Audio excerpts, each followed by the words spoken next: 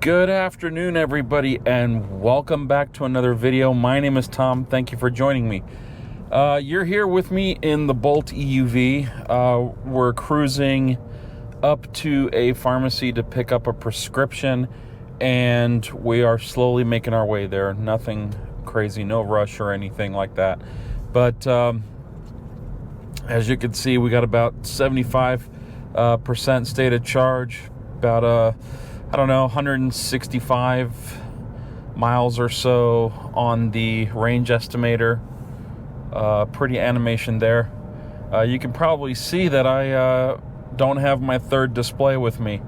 That's because I'm actually going through an upgrade process with it. I decided yesterday to tear into it, look at all the PIDs and make sure that all the IDs are correct.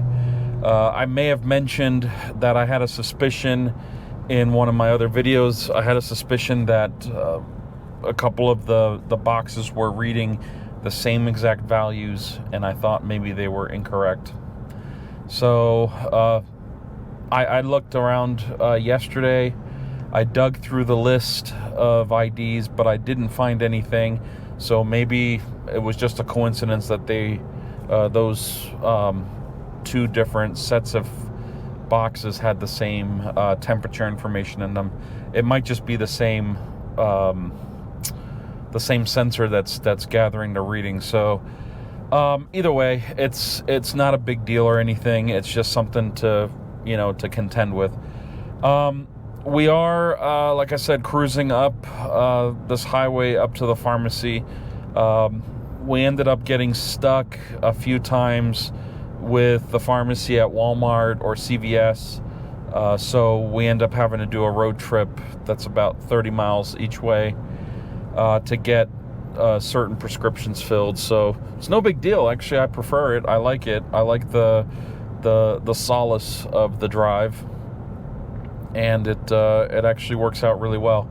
So before I get into the meat and potatoes of this video, I just want to explain how I'm driving here. So as you can see by my foot nowhere being near the accelerator, we are currently using adaptive cruise with lane centering.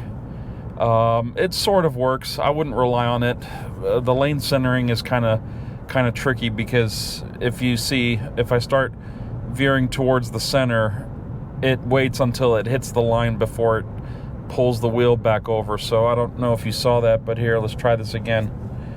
We'll do it this way, and then you can see that the wheel turned. My hand is nowhere near the wheel. So it works, but it makes you look like a drunk, in my opinion. And also you can see my hood cam is outside gathering footage, and yes, it's actually plugged into power. I ran a very long cable.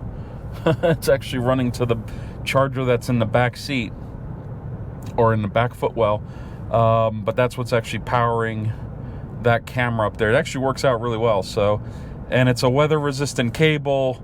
Hopefully the rig that the camera is wrapped in will keep it from any moisture in case these clouds decide to let loose. We're supposed to get rain, but it hasn't happened yet. So we're just going to enjoy this drive.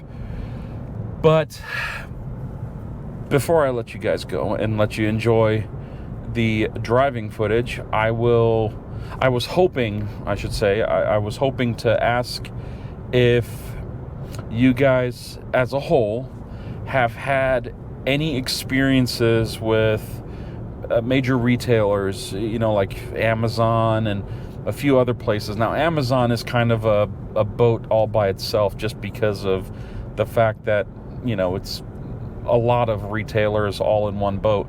But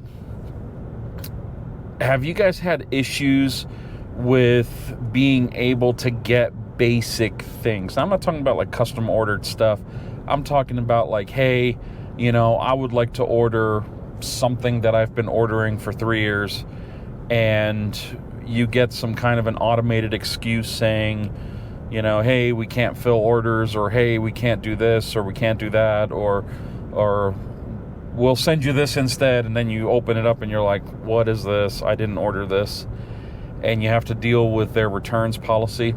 I'll give you guys an example, and I'll keep it kind of vague just to maintain privacy, because this didn't happen to us, but I ended up getting involved in it, which I'll explain in a second.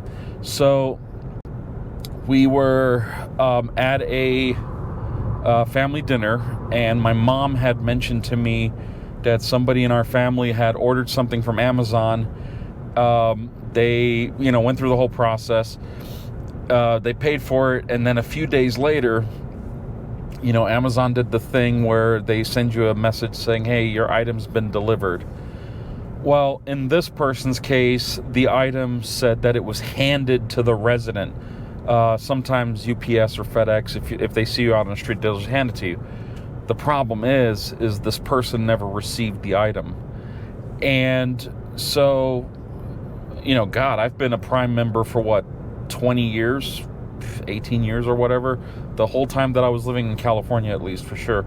I've been a Prime member, and every time I order something, if it's incorrect, if it's not right, if it doesn't fit or whatever, I send it back. They send me a label, and Bob's your uncle. Also, there have been times when something said that it was delivered, but yet I didn't get it. Nobody handed me anything. They'll tell me that, we left it on the doorstep, or, we handed it to you. Well, no, you didn't. I'm the owner of the house, and it never arrived. And they used to be really quick at saying, all right, here, boom, boom, we'll send it right out. We'll send you a replacement. In fact, I'll give you an example of that happening. I ordered the camera that I'm using. I ordered extra batteries for it because, GoPros love to consume batteries, and they only last about 25-30 minutes in them when they're not plugged in. Other than that, they do pretty good. So I got this different brand of GoPro batteries that actually have a larger capacity to them, and I thought, I'll give them a shot. If they work, I'll recommend them to my viewers and whatever. And that's kind of what I was thinking. And lo and behold, I get a notice saying, hey, your package has been delivered. I go outside and I search everywhere. Now, my front porch is 6 by 12 in terms of size, in terms of square footage. So there's not a lot of places where you can put a package or hide it or whatever. It turns out I just never got it. And so, long story short, I jump on the Amazon chat and I'm like, hey, guys, it says it was delivered and never got to me.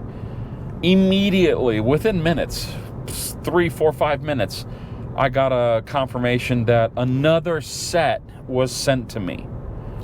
Well, it turns out 10 days later, I got the original set of batteries plus the new set that I got. And when I contacted Amazon to let them know that all of a sudden I have doubled up on the order, because I try to be honest where possible. I'm not trying to scam anybody out of, $30-$40. I told them, I said, hey, I got both sets. Can I send one of these back or should I, make good on, my end of having received the original package? They said, no, sir, absolutely not. Hold on to them. They're yours. We sent them to you. And it was it was a great experience. You can't really have anything, better or worse to say when it comes to that experience. They were literally on it. And when I went to go ask about returning the duplicate set, they told me no. They told me to keep it.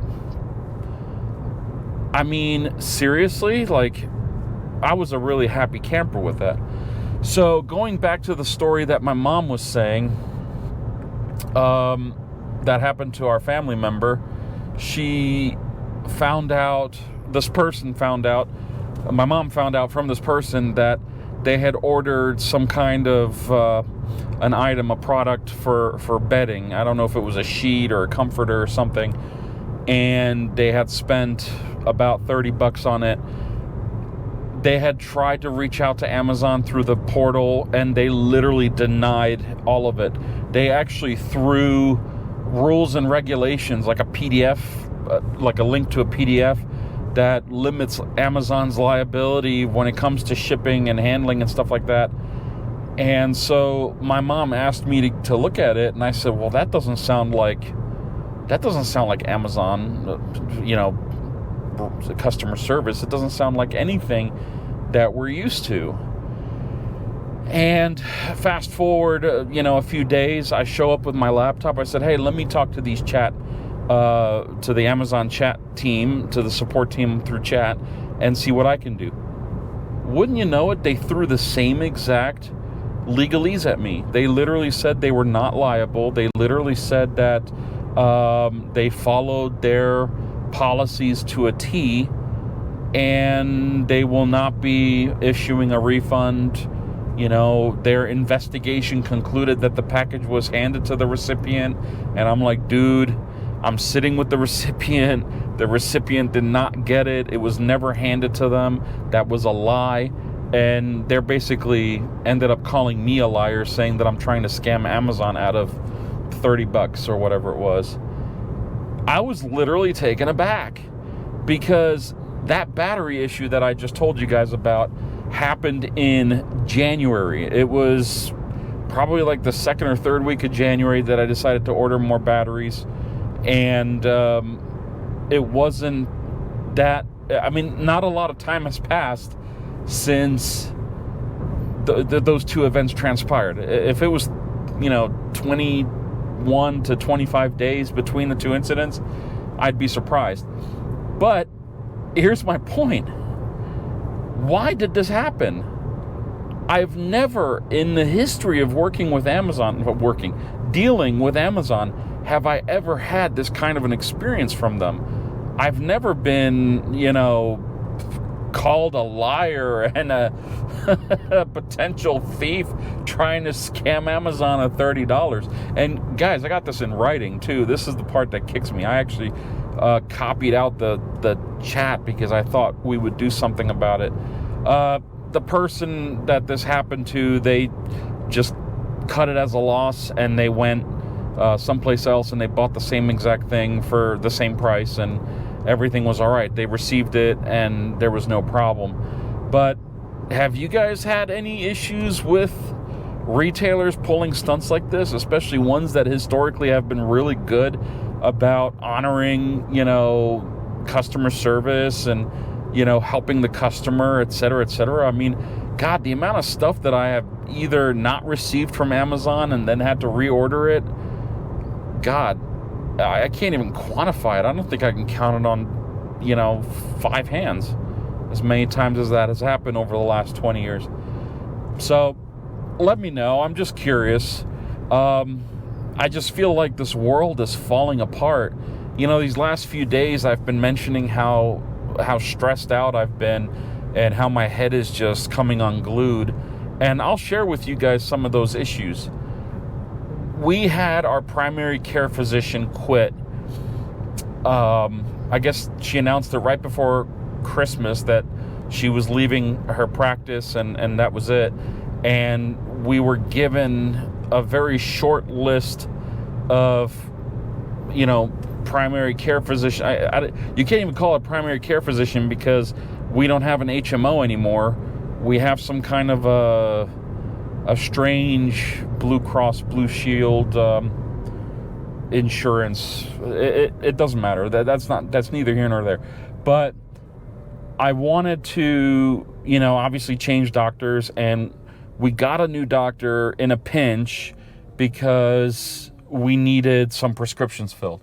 And this is ironically the prescription that I'm driving this 30-mile trip to go get.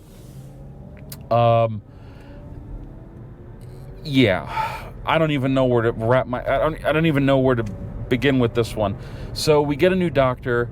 We had an appointment scheduled for middle of February because we knew that the prescription would need to be filled somewhere, third week of February. And guess what? Today's the 23rd, and we needed this prescription 2 days ago. So I would have nailed the appointment had we gotten the prescription renewal done on the 21st, like it was supposed to be done. all the prescriptions were canceled because they were all written out by the previous doctor. To see the new doctor, his first availability was April 20th, I think, or somewhere like third week of April. And I'm thinking to myself, we can't not have these prescriptions. And for some strange reason, this medical facility that we go to, they have signs all over their walls saying that we will not issue prescriptions on the first visit. That is, they consider that your introduction, your welcome visit or whatever, and they just don't do prescriptions. So I'm thinking to myself, oh my God, this is going to take months to get prescription filled. Well, I talked to the nurse and I said, hey, we got a problem because we have a standing prescription for this and this drug, for this and this purpose.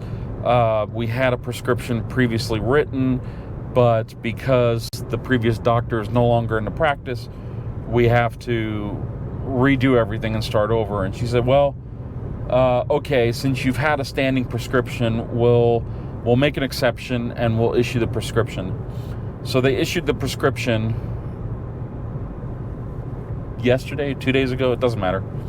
It was sometime this week, and all the days are starting to run together. Everything is just so weird in my mind right now. But they issued the prescription based on what the old prescription was. Now, the old prescription was written in, I think it was October or November, and what they do is they do a 90-day supply, but they split it off into 3 prescriptions. So you get 3 refills at 30 days a pop, because that's how the insurance companies wanted. So we ended up, getting that, and we were halfway through it, and the third renewal of that, they canceled because the doctor that wrote the prescription is no more. It's not like she moved to another practice where we could have probably transferred our care to. She just bailed. That was it. She's done being a doctor. So, all that said and done, we went back and we said, okay, write the prescription out for what it used to be, because I don't know, we didn't have time to discuss options for other medication or whatever. And they said, well, we wrote it out, we sent it. I get a call from the pharmacy saying, hey, just so you know, this medication is back ordered nationwide. Like, you can't get it, and you're not going to be able to get it for a while.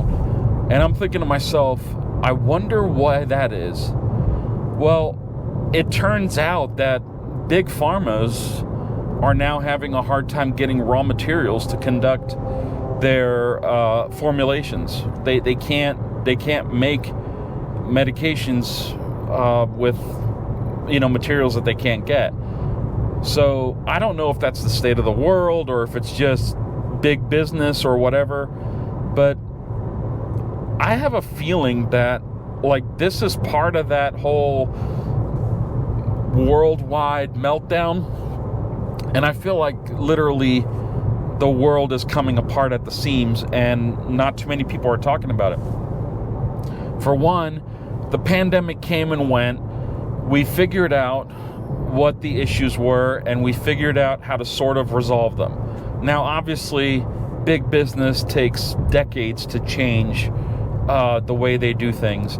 So even if everything was brought back to the United States in terms of manufacturing and, whatever, it would still take years to cover that gap. Now, on top of that, you have, a ton of people that rely on this stuff to succeed every day, and there is just no place to get them. To have a nationwide back order on a particular medication with no contingencies. I mean, the medication is very expensive under the brand name, and it's just as expensive under the generic. So the bad news is that I'm about to pay full price for the generic because we don't have options. We're stuck. And we don't know if this is going to work. Apparently the FDA, we did some research. The FDA says that the medication should be identical, but we know it's not, because everybody puts their own little spin on their own products, and a product that works for a certain product that works for one person may not work for another person, and certainly doesn't have to work on that same person. So we shall see. Unfortunately, I am only the decision maker. I'm not the one consuming these medications, and unfortunately, I will have to, eat the cost, like, fully, if the medication doesn't work, or if there's some kind of a negative reaction to the medication, to this other brand's generic formulation. I don't know. I am just curious if you guys are seeing similar things. So if you're wondering why I've been all over the place and why my videos have gone from here to here over the last few days, it's pretty much it, man. This week has been just one barrage after the other, and it's very disconcerting because it's not just Amazon. It's not just, pharmacies, doctors, and prescriptions. It's everything, My wife ordered a pair of shoes that were supposed to ship and deliver in 2 to 3 days, and guess what? It's a week. A week's gone by, and, they're telling us, oh, they'll be there tomorrow by 7. Yeah, but will they? Or won't they? The whole accountability part of what used to make online retail experiences what they were is gone. The whole accountability part of it is gone. Most retailers won't even work with you. They won't talk to you. Most won't even answer their phones. Like, you try to call them and you get a busy signal. Who gets a busy signal? I've had call waiting since 1997. Like, why am I getting a busy signal when calling a business?